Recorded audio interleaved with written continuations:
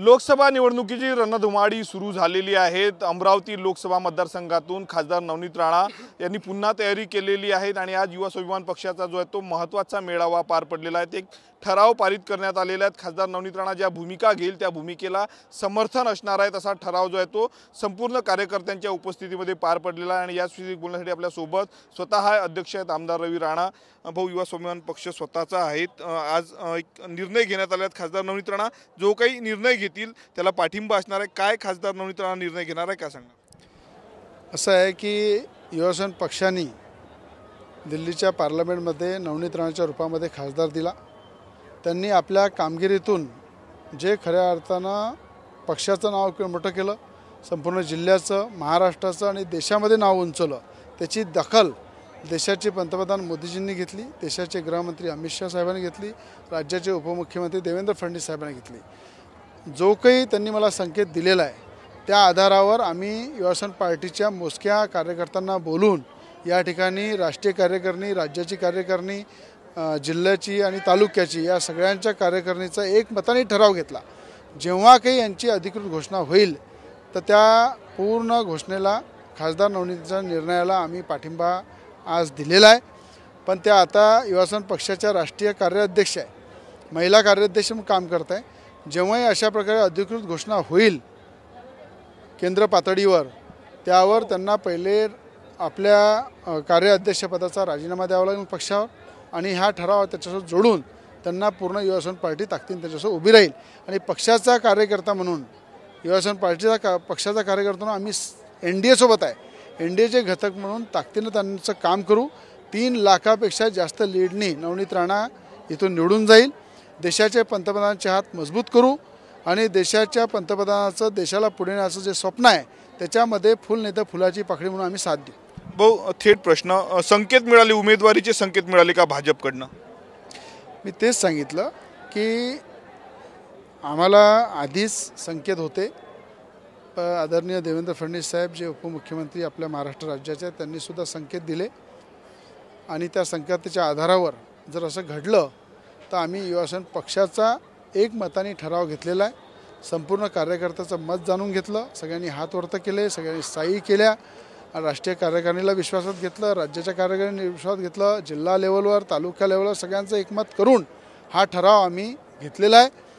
आणि त्या कार्याध्यक्षपदावर काम करत असताना जेव्हा अधिकृत घोषणा होईल त्यांचा पदाचा राजीनामा पहिले पक्षावर त्यांना द्यावा लागेल आणि त्यानंतर त्यांच्या वाटचालीसाठी आमच्या शुभेच्छा आहे। आणि पूर्ण ताकदीनं युवा स्वाभिमान पार्टी मोदींचे हात मजबूत करण्यासाठी खासदार नवनीत राणांना साथ देईल। कमळाच्या चिन्हावर उमेदवार दिसतील नवनीत राणा? मी सध्या त्याच्यात अधिकृत काही बोलू शकत नाही। मला संकेत आले, आमच्या पक्षासमोर तो प्रस्ताव ठेवणं आमचं कर्तव्य होतं आणि तो प्रस्ताव आम्ही ठेवला, एकमतानं पास करून घेतला। पुढच्या वाटचालीसाठी वाट पाहू, पण खासदार नवनीत राणा मैदानामध्ये उतरलेले आहे, इलेक्शन लढणार आहे। गेल्या अनेक वर्षांपूर्वी तुम्ही एक छोटंसं रोपटं लावलं होतं युवा स्वाभिमान पक्षाचं, एक कार्यकर्ता जोडून आज वटवृक्ष झाला आणि स्वतः खासदार नवनीत राणा तुमच्या मार्गदर्शिकाला आल्यात, पक्षाच्या बांधणीसाठी देखील त्यांचा मोठा वाटा राहिला। आज एक सदस्य, पक्षातला सदस्य दुसऱ्या पक्षात जातोय, राजीनामा होऊ शकतो आगामी काळामध्ये, किती क्षण होते आजचे? म्हणजे सर्व भाऊक झाले होते कार्यकर्ते, तुम्ही देखील स्वतः भाऊक झाले होते? नाही, अत्यंत भाऊक क्षण होता। 17 वर्षाआधी एक रोपटं लावलं युवा स्वाभिमान पक्षाचं। प्रत्येक एका कार्यकर्त्यांनी गल्लीपासून, बोड्यापासून, गावापासून तर राज्य लेवलवर प्रत्येक ठिकाणी छोट्या कार्यकर्त्यांनी या पक्षाची बांधणी केली। 6 लाखापेक्षा जास्त सदस्य या जिल्ह्यामध्ये आहे। महाराष्ट्रामध्ये अनेक जिल्ह्यामध्ये युवा स्वाभिमान पक्षाचे सदस्य आहे। आज अनेक महिला आमच्या कार्यकारिणीतल्या भाऊक झाल्या, अनेक बुजुर्ग झाले, युवक झाले, भाऊक झाले, अनेकांनी त्यांना मेसेज टाकले।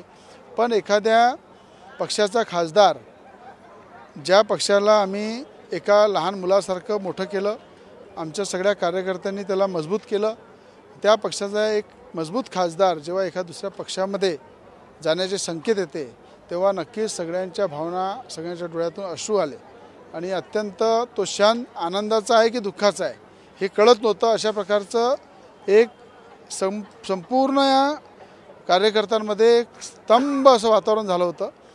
पण देशाच्या हितासाठी, देशाच्या राजकारणात जर आमच्या पक्षाचा एक खासदार जो आम्ही तयार करून पार्लमेंटमध्ये पाठवला तो जर देशाच्या एका मोठ्या पक्षामध्ये काम करत असेल देशाच्या हितासाठी काम करत असेल आणि अमरावती जिल्ह्याचा विकास आणि राज्याच्या हितासाठी जर त्यांना आम्हाला मोदीजींच्या योगदानासोबत आमचं योगदान द्यावं लागत असेल तर नक्कीच आम्हाला त्याचा आनंद आहे.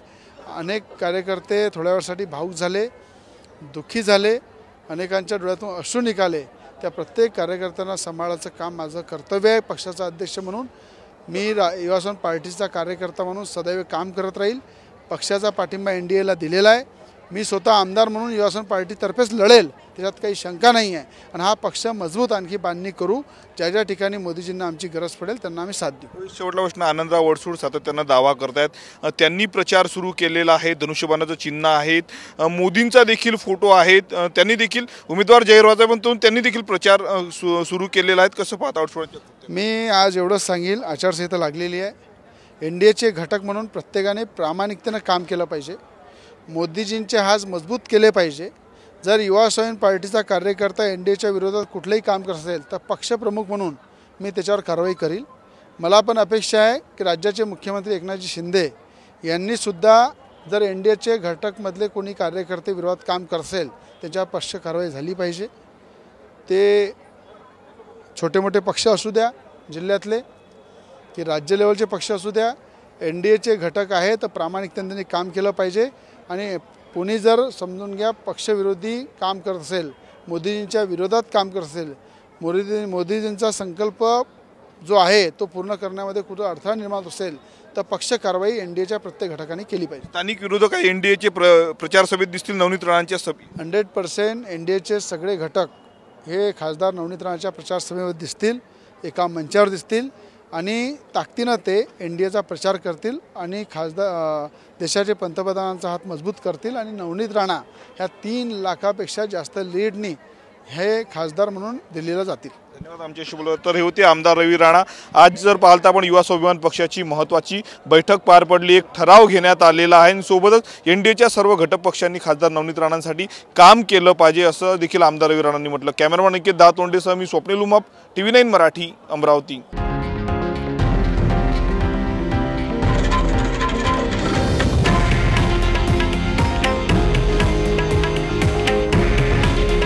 हे आहे देशातील नंबर 1 न्यूज नेटवर्क आणि आपण पाहत आहात TV9 मराठी. काळजी तुमची, हित महाराष्ट्राचं.